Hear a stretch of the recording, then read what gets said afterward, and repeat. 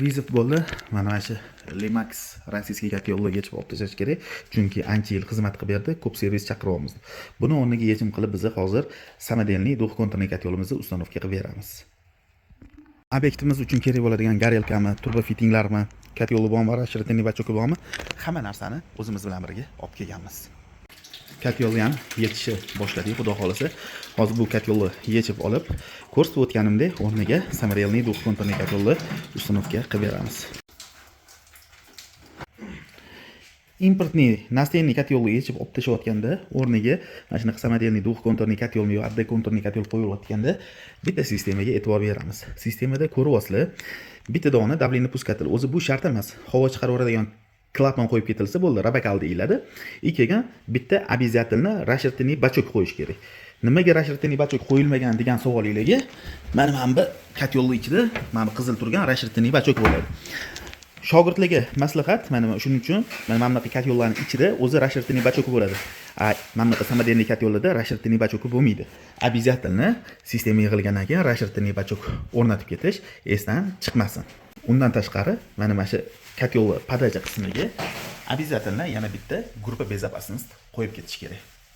Mana shu kotyolni qotirilayotganda adapterlarni mana bunaqa jiddiy fumlardan foydalanishinglarni maslahat beraman. Chunki yaxshida jiddiy fum ishlash osonroq. Hozir mana sekin jiddiy fumlarda podaja obratkalarni sekin qotirib qo'yamiz, ishimiz oson bitadi. Chem fum lenta o'rab o'tirgandan ko'ra, fum lentani bilasizlar, qanaqa joylarga o'rash kerak. Asosan gaz kelgan joylarga обязательно fum lenta o'raladi.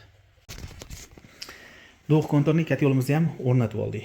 Bunga обязательно samodelniy kotyolga расширительный bachok, keyin группа безопасности qo'yish esingizdan chiqmasin. Sababi mana bunaqa importniy kotyollarning ichida o'zi расширительный bachoki ham, keyin давление пускатели ham bo'ladi. Bu kotyolda bo'lmaganligi tufayli hozir alohida qo'yib ketdik. Havo chiqaradigan, давление ko'rsatadigan, keyin mana shu давление qo'yib yuboradigan. Buni ko'ryapsizlar, ikkita konturga bo'lingan uchun ikkita nasosga ikkita погруженный termostat qo'ydik. Kerakli gradusni belgilab qo'ysa, o'sha gradusga chiqqanda o'chadi, yonadi, ishlayveradi. Hozirgi holati kotyolimizni ko'rsatib o'taman. Xo'p, mana 78 gradusda turibdi. Lekin mana buni qaranglar. Rini o'zida ishlab turibdi. Bu degani sizga xonadoningizga bemalol 60 gradusda issiq suvni yetkazib beradi. Hozir endi so'z isboti bilan men sizlarga rakvinadagi suvni ochib ko'rsataman. Rakvinadagi suv ochildi, xudo xolasa issig'iga qo'yib qo'yildi. Ko'rib turganingizdek, mana sekin suv qizishni boshlayapti. Mana 75 gradusga chiqdi mana. 75 gradus, 76 gradus, 77 gradus issiq suv oqib turibdi. Agar sizlarga mana shunaqa ishonchli, sifatli kotyollar kerak bo'ladigan bo'lsa, bemalol to'pliqga murojaat qilishingiz mumkin. E'tibor berasizlar gradusga.